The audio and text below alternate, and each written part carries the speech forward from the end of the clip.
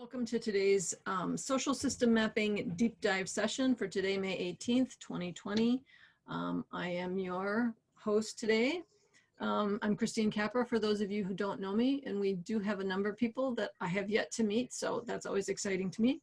I'm the co-founder of Greater Than the Sum and sumApp, and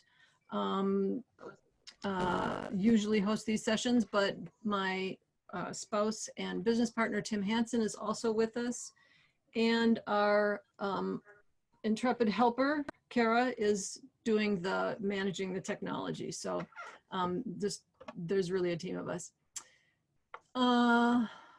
So just to let you know where we are, we have 3 Mondays a month. We have a community practice session. On the second Monday is an introductory level one for people. Sorry about that. And I see Sarah just joined us. So the second Monday of the month, we have an on-ramp session, which is basically an introductory session for people who have are just learning what social system mapping is and would like to look at an actual social system map rather than just talk about them. And so we have a different community member sharing a different social system map every month. Next, the second Monday of June, which is the 8th, Jim Best is going to share the Network Weavers Facebook group map, which some of us have been working on for about a year and sort of has gotten applause. And now Jim is thinking about ways to revive it. The third Monday of the month is what we call a deep dive conversation, which is today's session is a deep dive. Today we'll be talking about how to keep your social system map alive and growing. These deep dive conversations are generally sort of come out of the on-ramp conversations, and they're more talking about the process rather than looking at maps. And then on the fourth Monday of every month, we have a Tech Talk, which is an opportunity for us to share with people some of the features of sumApp that are less familiar, a little more esoteric, and or new features. And then, so that's usually part of the session, and then the last part of the session is just open-ended questions and answers. And that happens on the fourth Monday, and on the 25th of May, we'll be talking about loading pre-existing data for people who are already comfortable with the basics. So it's more advanced stuff about loading pre-existing data into sumApp. So those get kind of technical. I've also started doing office hours every week, so that as you're working on your map and if you just have some quick questions and need to bounce some ideas off somebody, that there's at least me there and hopefully some other people in the office hours. So these are Central Time, Tuesdays 9 to 9:30, and Thursdays 5 to 5:30. And depending on how popular those go, we might add more, but for now, that's what's available. Okay. And if I have to cancel for some reason, I'll put that in Slack. Okay, so for today's agenda, we're going to have, we've just done the greetings and agenda review. We're going to have I'm going to have us do some introductions of ourselves in the chat. And we're going to have an open-ended discussion, just lightly facilitated, how to keep your map alive and growing. And then these sessions are scheduled formally for an hour. So at the top of the hour, we will close, and everybody who allotted an hour and needs to move on, we'll say goodbye to at that time. But we always stick around, at least I do, and usually others, some others, to talk more about it. If you want to take the conversation in a different direction, or you want to just dig deeper into what we just discussed, feel free to stick around for an extra half an hour.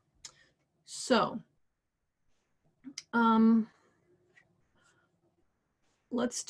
so here's what we're going to do for the chat intros is, first of all, let's put your name, pronoun, and location into the chat. You can also put it into your name tile in the, if you know how to do that, go ahead and put your name, sorry, I'm getting inarticulate. Put your location in with your name in your Zoom panel as well, if you feel like it. So, oh, Katy showed up. Hi, Katy.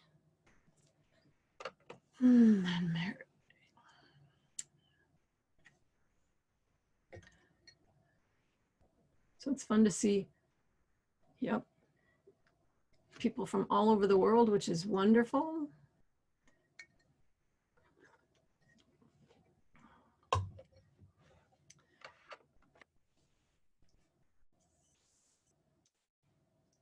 And there are a number.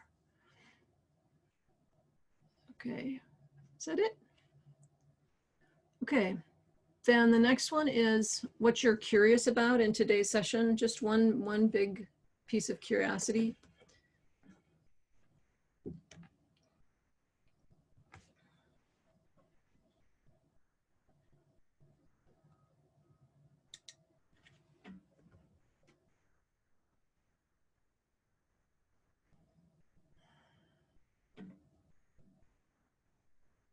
And I didn't say this, and I should have. I invite you to read each other's comments. That's what I'm doing as we're putting our comments in. And see what people are thinking about, and think about what's the same and what's different for yourself. Lisa, got it? You'll jump off early.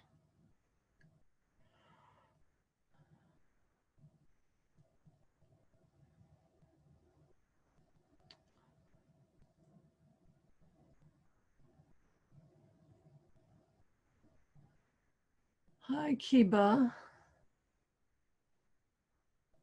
Hello. Hi.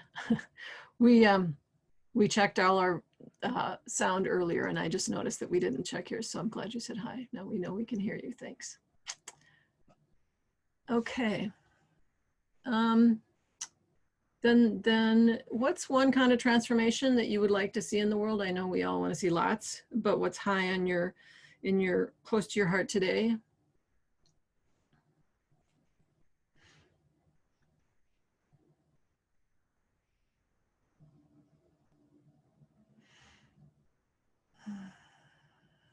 Stimulating learning is, that was a curiosity, but that's always high on my list. Food security, yep. Yes.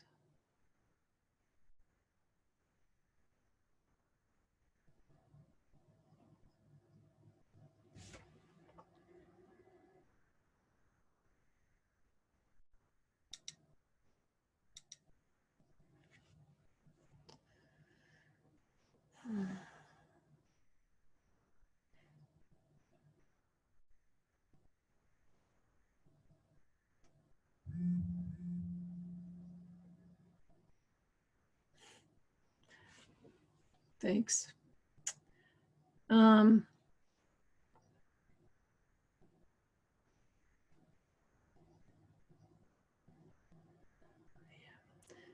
last question, what's one thing you wish was easier to understand about making transformation networks effective?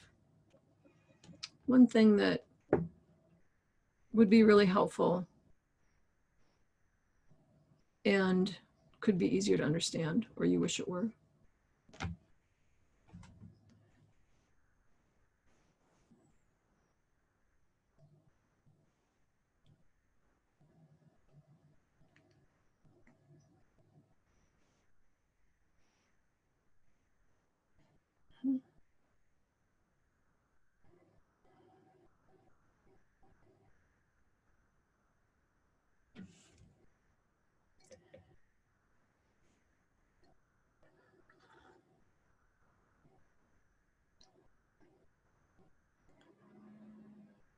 Mm-hmm.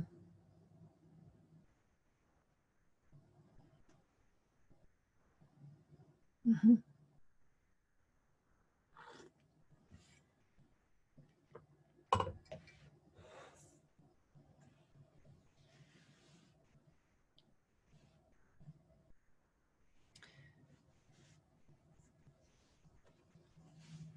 Okay, and another question just popped into my head, and so I'm gonna, which I didn't put on the thing, but I'm gonna just ask it now, which is, for each of you, how do I say this?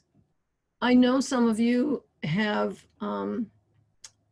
have a network, a community, at least one map that you've been working with within your community for quite a while. I know others among you are just starting some maps, and there are others among you that I don't know if you have even ever seen a social system map, or if you're, so I'm just curious what your relationship is to currently a meaningful map, which it could be, I'm just getting, I have like no relationship. That's totally useful to know also. So, but I just was curious what kind of relationship each of you have to some actual map that you're thinking about in terms of how to keep it active. It might just be how to even get started with it.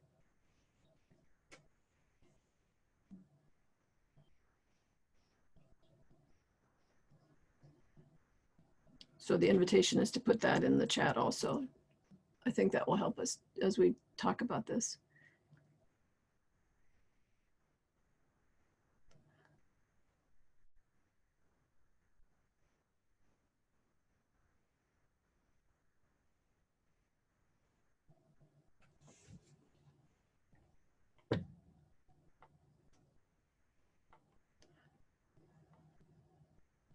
And I'm going to stop sharing.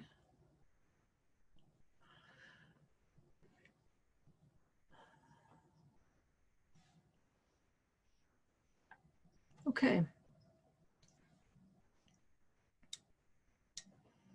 So I'm going to invite us all, if you're not already in, what's the view? The view where you can see everybody. Gallery view. Couldn't remember the name of it. Yeah, I'm going to invite you, if not in gallery view, to put yourself in gallery view so that we can see everybody in the room. And open it up to, I'm thinking,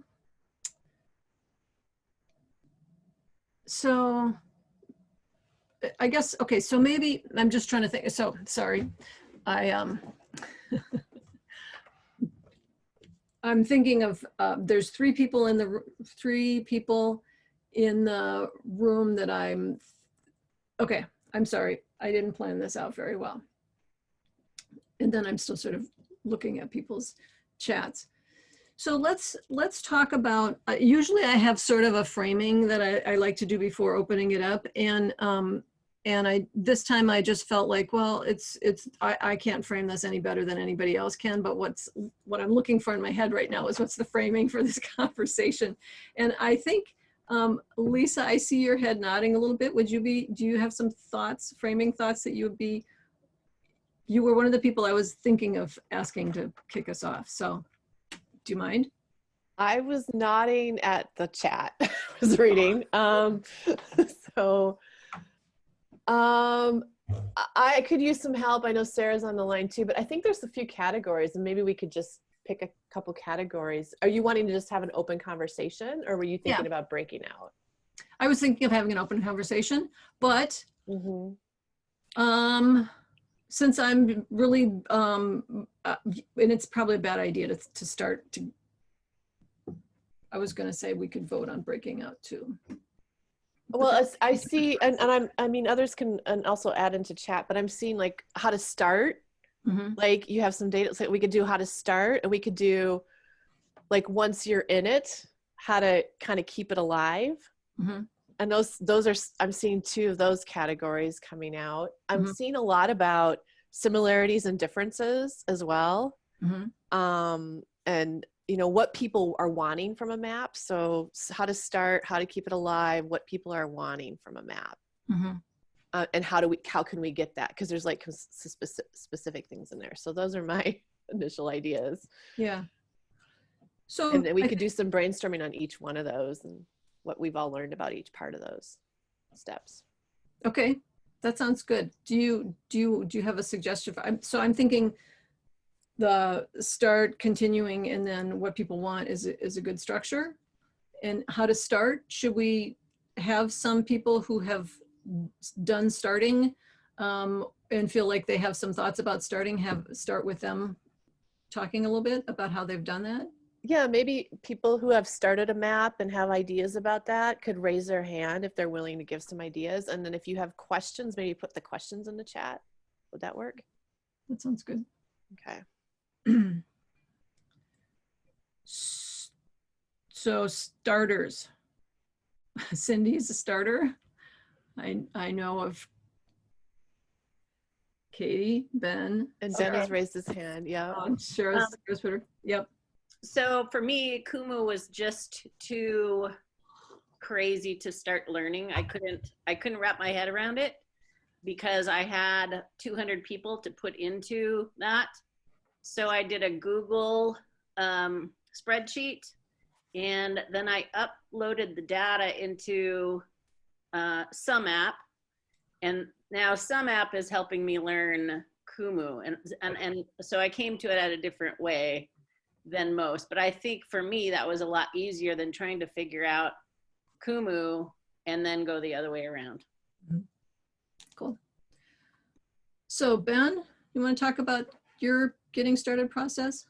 Yeah, I mean, I can second what Cindy said, that you know, it's a lot easier to get the data in, and that's what, you know, the sumApp platform does really well as for a simple, you know, data table, a spreadsheet.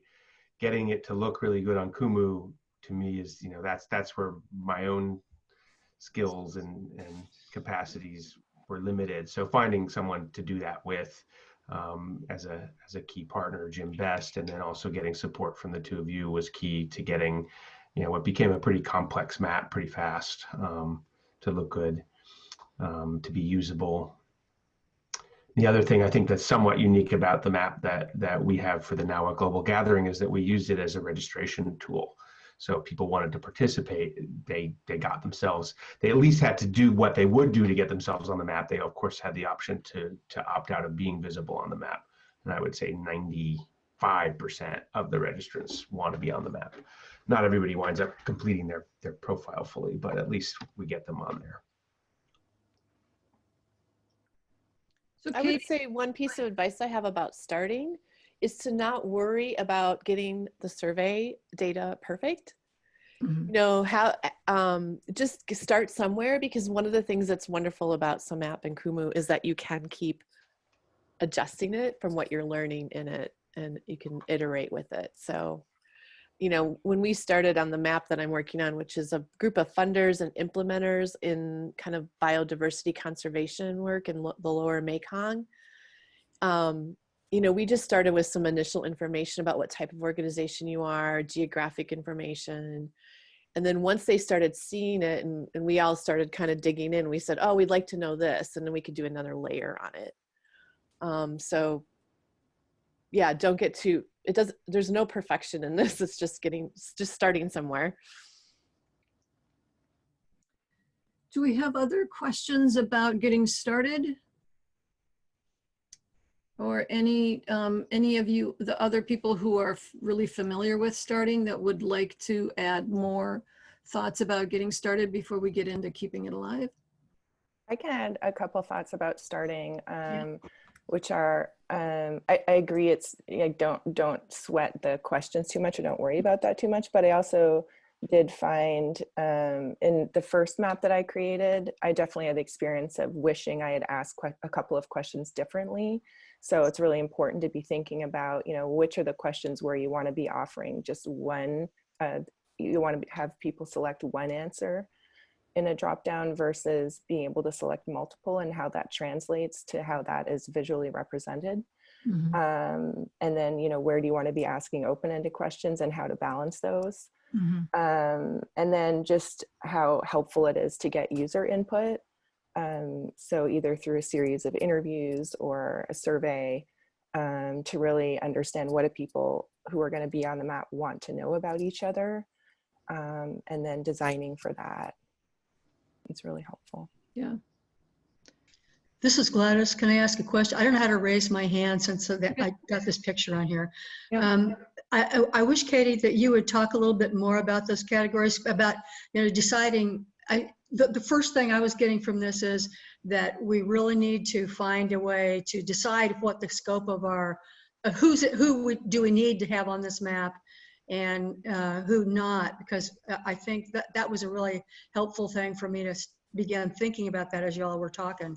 But some of those other questions that you're talking about designing really, I'd like to understand a little better kind of the things you came to. I was talking to Katie. Yeah, sure.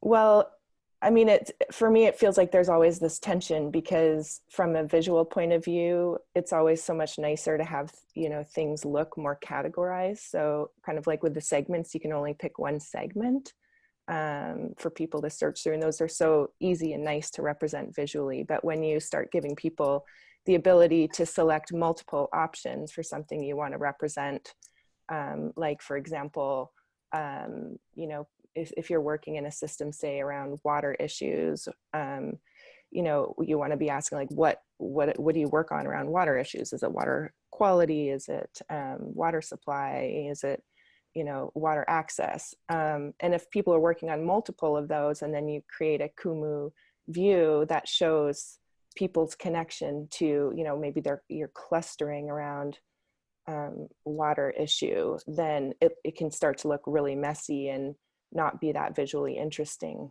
right? But at the same time, on the other side of the tension, the world is really messy, and it's hard to be asking people to put themselves into a category or a box. So, you know, I in this map we're working on now, a couple of other people on the call, there are a couple of questions where we're asking, you know, for a selection in a, you know, multiple choice, but then also asking in a bit of a different way for people to speak in their own words. And that the challenge with that is that then things get to be a bit long and a little more challenging to fill out, but that's the trade-off.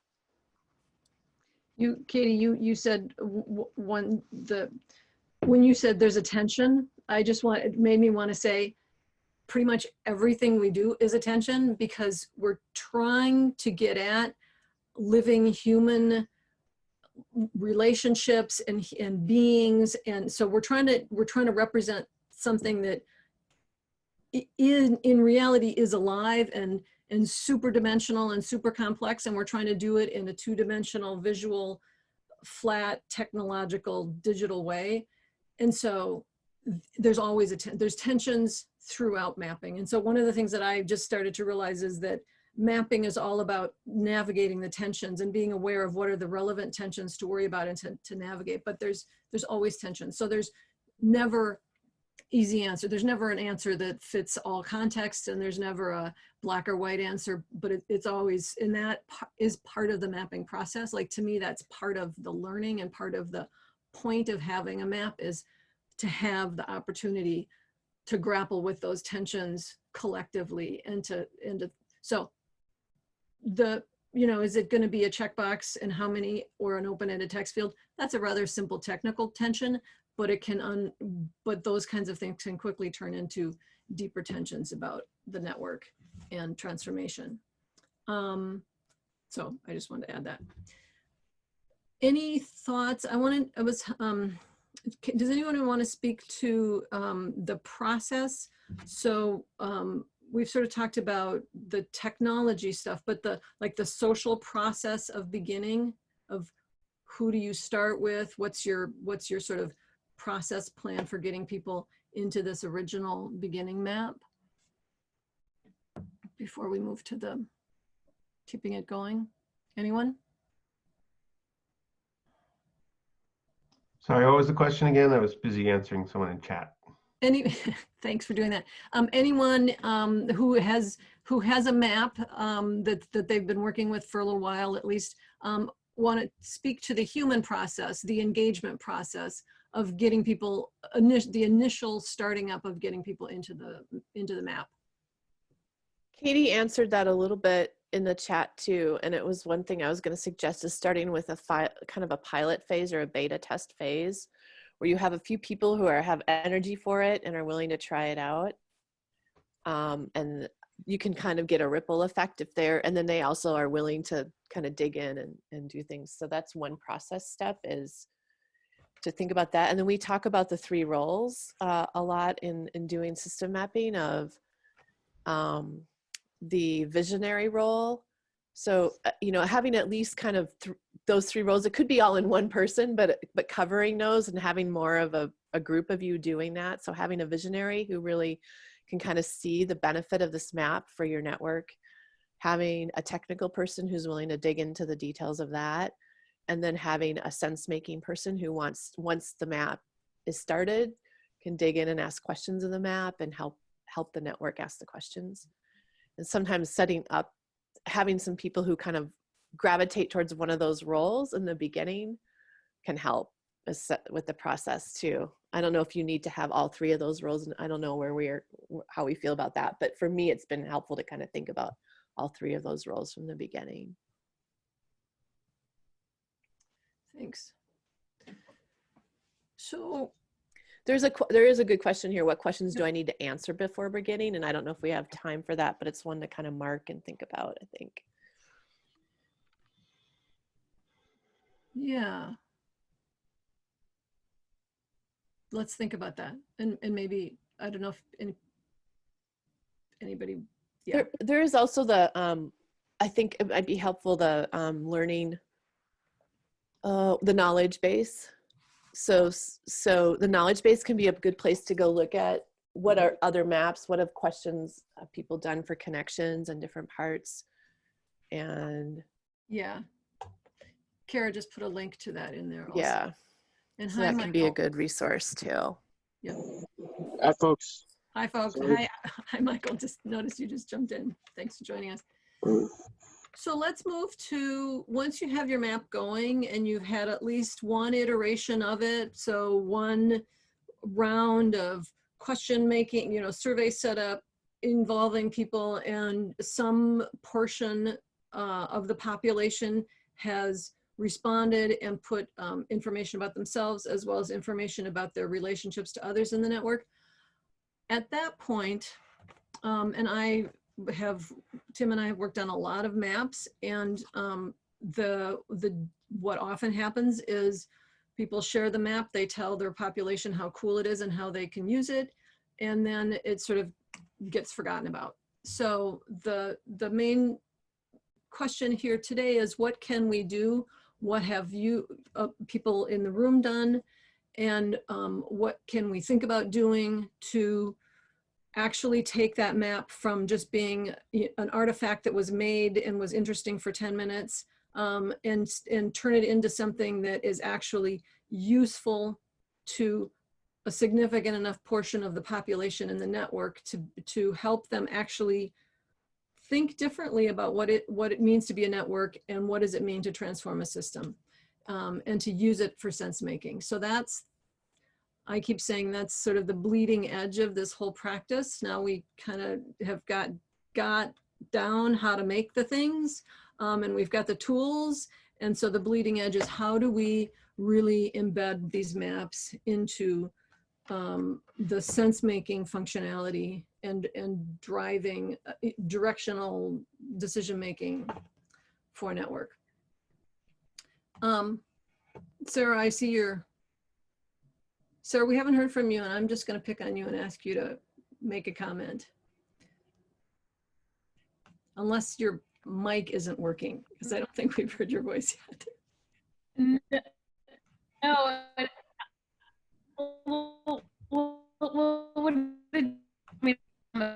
Okay, not happening.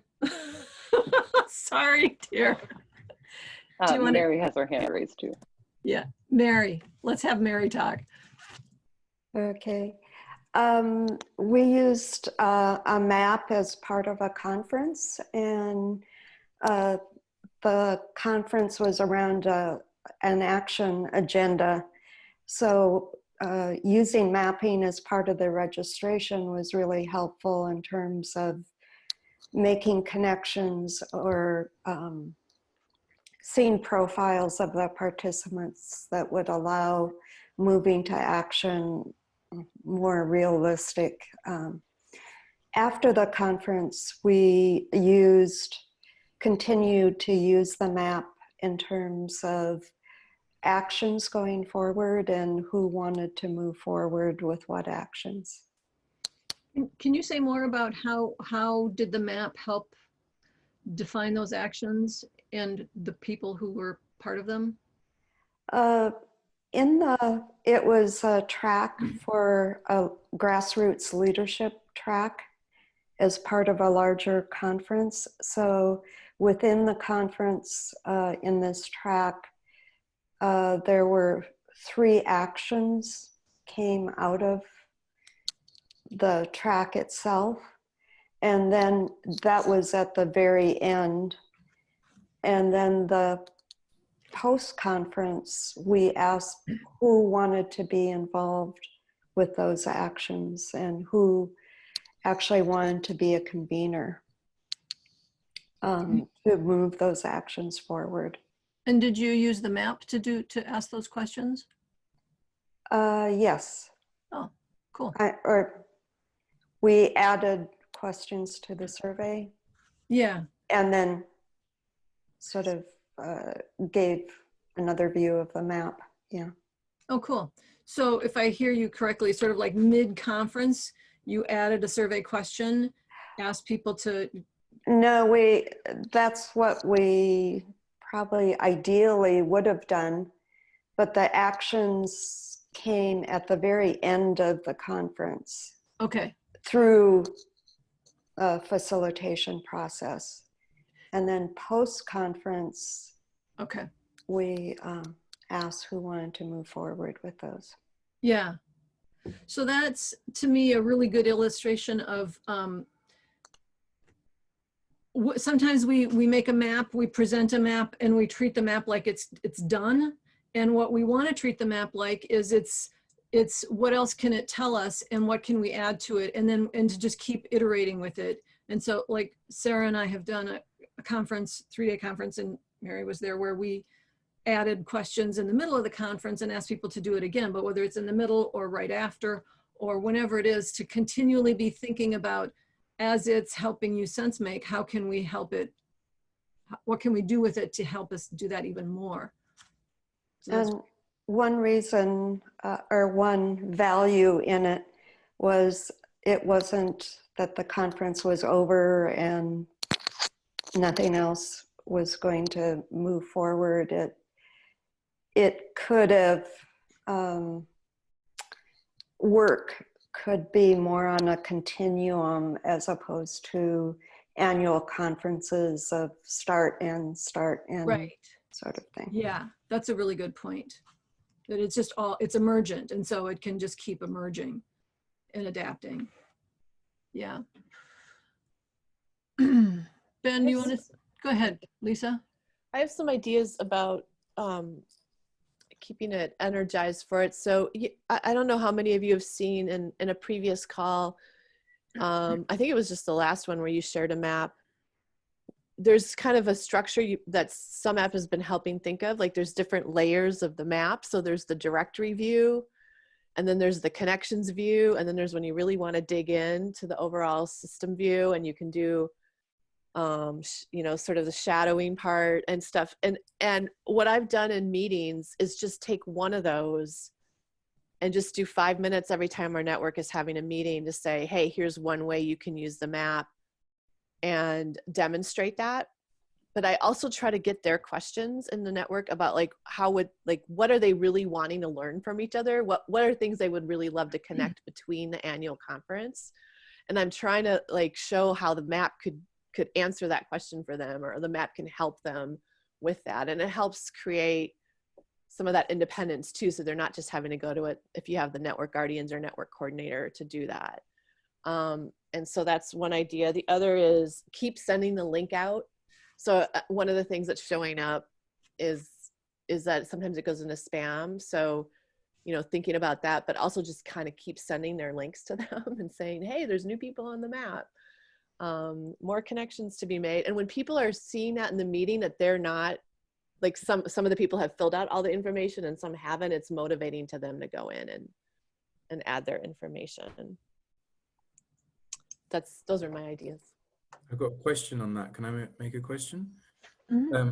Lisa, when you talked about the speaking to the members to understand what kind of connections would be useful and meaningful to them, and then explaining how the map would support them in that, have you got an example of like an example of a person like like that you could walk us through that like went through that process with you, and then I don't know, like to make it tangible in this case? I'm trying to think. I don't have them at my fingertips right now, but we had some questions like, think of a time in the last, or kind of think about the work you're working on, and what is something that you wanted to find out from somebody else in the network. So one of the examples, really, I wish I could be more concrete for you, but you know, one of the examples is that we work across country borders in the network that I'm in, and there has been work that one organization is doing along the border of another country, and they've wanted to make a connection with an NGO in that other country. And so they've had to kind of work their informal networks, whereas the map, you know, the map would show them kind of who's working there, but not only that, but what they're working on, you know, and if they're doing more advocacy work, are they doing more community organizing work, or what kind of, or are they doing a blend? But having them think about a time that they've already made a connection or done that kind of work, and then leaping to that connection can be helpful. Yeah. Is there a piece about like how much work do you perceive is needed to bring awareness to possible uses that, like connections that they might need? Are they already aware of the kind of connections that they need and they want? Or is that also an investment that's needed to be made? Yeah, and in this particular, I mean, it's a great question. In this network, it took a while for them to get to that point, and that we didn't have the map yet. So in other networks, the map could actually maybe be useful in helping them see kind of that potential, right? But in this one had already gone forward with seeing the potential. It took a while to see the potential, and once they did, then that's when the map came along. So I think it kind of depends on the point of development of your network. Well, I think that's a really good question. I see a lot of times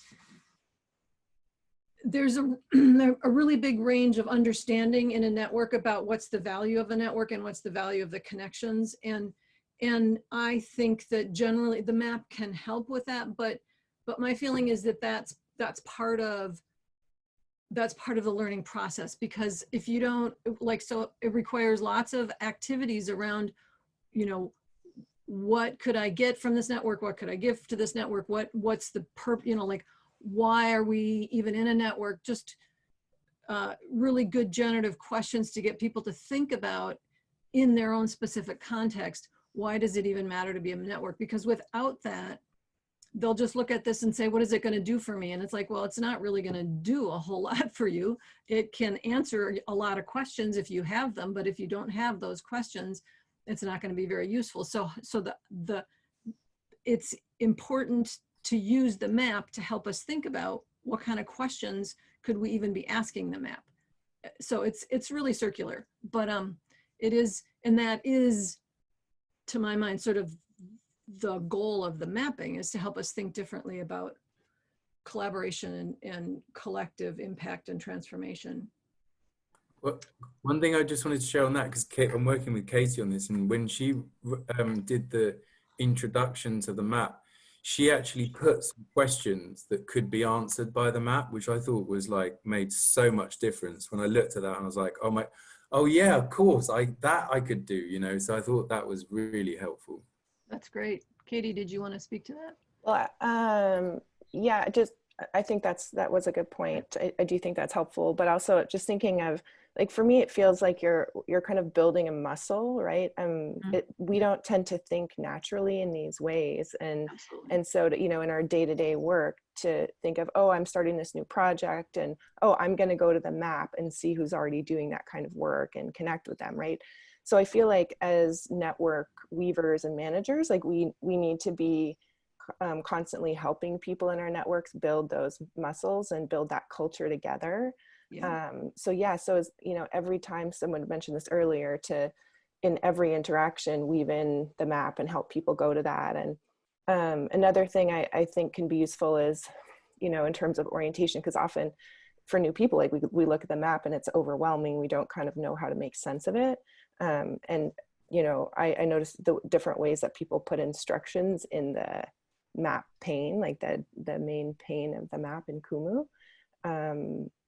There's some great ways that people have done that, but also one thing I've done, I don't know if it's been useful or not, is to include in there a link to a 2-minute video orientation of how to use the map. You know, because some people work better that way.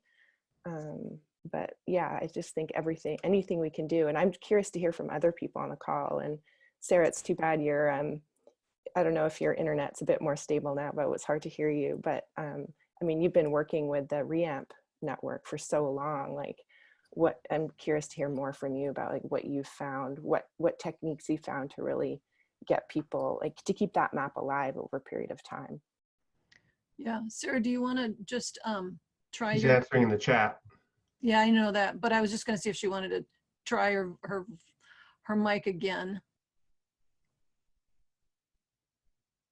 I'm a little. How does it sound now? Like 30% better.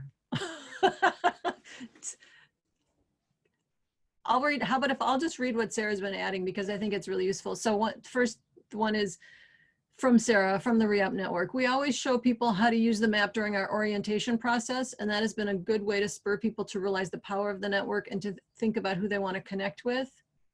And then another thing Sarah added is, one practice we employ is we ask people to talk about an exciting project they're working on, and as they talk, we can be looking at the map together and using it to find people who may be working on similar work. I find getting them to talk with from their experience rather than generic question, like, who would you like to connect with? I think that's really, yeah, so it's really contextual, and that's a really good place to start, is their own work. Ben, you've done a lot of engagement around your map. Yeah, I could say a few things. I made a video, Katy. It was 10 minutes long, I think, in the end, because I was just playing and showing people lots of different things. But that I got some good feedback, you know, from people who wanted to use the map that was useful.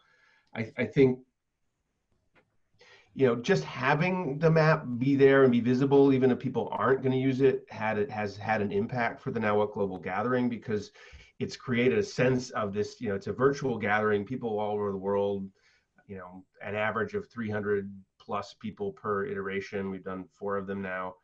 And so just seeing the map says, wow, there's a there, you know, and the fact that it's complex and tangled and crazy actually, you know, even though that intimidates people, it also sends a positive message in a certain way. So I just want to note that. I think you're never going to get, unless it's a network that's really close knit and people are super aligned on purpose and are ready to put a lot of time into whatever that purpose is, expecting that, you know, 90% of the people who are in that network are going to actually use the map is probably not realistic. But what I think we're just starting to explore with Now What, and where I see most of the potential, is to have large, you know, have teams, have cohorts that really get skilled at using the map for particular things, and can make that data come alive, so that you're not relying on everybody individually necessarily to do that. 2 examples of that would be, we're just starting an appreciative inquiry process now with Now What, to really tap into what people's experiences have been and help design the next iteration. And we're going to be using the map to identify interview candidates. And we have a whole cohort of people that are going to be doing the interviews. And one of the examples, for example, is to look for people that are kind of in that periphery where they have a profile and maybe they have a connection or 2, but not much, versus this very sort of intense tangle of folks in the core, and trying to weave more people in from those edges as one strategy. And so the team will be able to use the map, and we'll be able to teach them how to do that. I think, you know, it's actually pretty easy to spot those folks just visually on the map. Another one is to use all of the skills data that we're collecting to do Zoom calls or even in-person gatherings, in theory, around different sets of skills where people might exchange offers and requests. So that's really powerful data that so far we haven't fully organized to make use of, but I think there's enormous potential there with all of what's being collected. And again, that's mostly a matter of seeing where there's, you know, of getting those lists and inviting people onto calls. You know, yes, at some point having them use the map too, but I think that can be a secondary level. Two other things I'll just mention quickly that are sort of low-hanging fruit for people to engage easily. The search feature in Kumu, my guess is massively underused, right? You can put keywords in there as well as names, and you can very quickly find very interesting lists of people from the map. So if you have a big complex map, you can, you just put what you're looking for in, and it can be surprising. And then we did a little thing, with now what a lot of it is about people meeting each other and building connections and developing relationships. And at a certain point in the third iteration back in the fall, I thought, what if we let people say create a connection type for someone you want to meet, not someone you already know. And people have really loved that, and now we have people coming in who just like list 20 people they want to meet, and they show it, and we had them color coded too, so those connections are orange and much more visible than the gray of the existing connections. So you just see these people pop into the map with this orange, sort of spider web around them, and it's given them a way to show up and create a presence if they're not fully plugged into things, and it's been very generative. So those are some of the different ideas I have. I would also just say in general, I think we're barely scratching the surface of how to use these new capacities. We're able to collect and even display information in theory so much more readily than we can figure out the social processes yet to use them well, particularly in something like what I'm doing, where it's not like there's a recipe for what a global gathering is. We're making it up as we go along, and we're changing it every 6 months when we do it again. But I think that these are just very new ways of thinking. I like what you said, Katy, about just building muscles and sort of, it's like we're used to this top-down analytical approach, and that gets you to a certain point, but there's something more organic about the way to live with and play with the maps, which actually reminds me of one more thing I'll add. I've created games with the maps. My favorite is called the Now What Oracle, which uses both the map and other data. And someone will ask a question. You'll get a small group together. Someone will ask a question, the sort of thing you might ask tarot or the I Ching, right? So it's personal, but it's interesting. And they actually, the answer would matter, and it's not yes or no. And then we go sort of randomly wandering around the map, or there's different ways to sort of do it. And you click and you find someone's profile. And we've asked people a lot of interesting things in their profile. We've asked them for quotes and resources and just music even. So we look at some of that data, especially some of the more playful data, but sometimes it's just someone's name or their little tweet length description of themselves. And we look for, well, what would that tell us as an answer to this question? And it's amazing how often the answers are useful, but we're also sort of getting to know the person who asked the question. We're getting to know the person whose profile we're looking at. It's just been really, really fun. And that's, so I think there's room for those sorts of play. I thought could there be like a treasure hunt in a map? I don't know. We get crazy and playful. So that's some of my thinking. Oh, that's helpful. Katy, thanks, Ben. Those are all really helpful ideas. Katy. Oh, I was just clapping. Oh. But I do actually have a quick follow-up question, yep. Ben.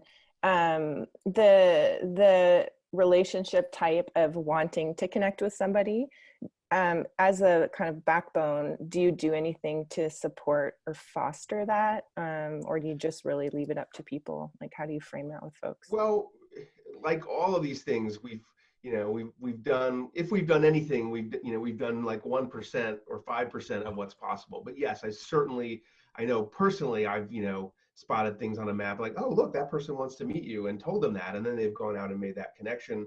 I've showed the people who have, put that they want to meet 20 people, how to work with the map a little bit better sometimes. But again, I think maybe in the appreciative inquiry process, when we start doing these interviews, the people doing the interviews will look for who wanted to meet them and maybe interview that person. Could be another way. But yeah, we're just figuring it out. Cool. So Lisa, you had a third topic, and we don't have a whole lot of time, but it was what people want. Can you just say what you meant by that, and we'll see if we can squish one or two comments about that in? It was very, I have to actually jump off too, because I have this other thing I got to get to. But it was the answer to one of your questions. What's one thing you wish was easier to understand? Yep. And I'm just trying to go back up to chat to see that if there's any. I mean, I think I would probably just open it up to questions now, but other people might have a suggestion for that. Yeah. Okay, let's just open it up to questions. And I'm going to just say a quick Yep. goodbye. It was Thank nice. you Thanks for for the coming. conversation, everybody. Yep, thanks for helping facilitate. Bye. So burning questions or, yeah, go ahead. Languages, are networks international? If there's any, like some people don't speak English, so I'm not really sure how to get around that, if you've got any tips on that. Well, unfortunately, I mean, you could in your, I mean, I don't, it's challenging. There isn't a quick, easy answer. Obviously, you could make your questions be multilingual, but then they would be very long, and your options be multi-language. They'd be very long. One thing that some of our customers, sumApp users do is interview people. So like whether the issue is that they don't have access to the technology, the people that you want on the map, or it could be that if there's a language barrier, if you could get someone who can speak the language, can translate, and interview them and then fill in the questions as well as the connections themselves. So that's and other than that, whatever kind of facilitation you can do in gatherings to help. But yes, it's a challenge. It's not there's not a simple, yeah. It's too bad. Yeah. Others? Oh, Ben just put a link to his map for an example if anyone wants to look at that. Other questions? Burning topics that we can address in 2 minutes? Okay. I'm gonna say, so let's do this. Let's so we're gonna close out this session, and anybody who wants to stick around, and Tim, are you sticking around for another half hour or do you need to jump off? You're muted, so we can see your mouth moving, but. No, I need, sorry, I need to jump off. Okay, so I'll still be here and Kara will still be here. But so let's all unmute ourselves and just all together at once. Once we're all unmuted, we'll just all say okay, and then we'll all just say appreciation or goodbye or just a recognition of one another for being here and for your wonderful experience and thoughts and questions. So once everybody's unmuted, who's willing to do this? And then after we do that, you can jump off. And those of you who want to stick around, just wait till everyone's done jumping off. So we ready? On your mark, get set. Thank you so much for being here. Happy mapping, everyone. Your experiences. Yeah, it was awesome. Gut. Thank you so much, everyone. Bye-bye. Bye-bye. Bye. Bye.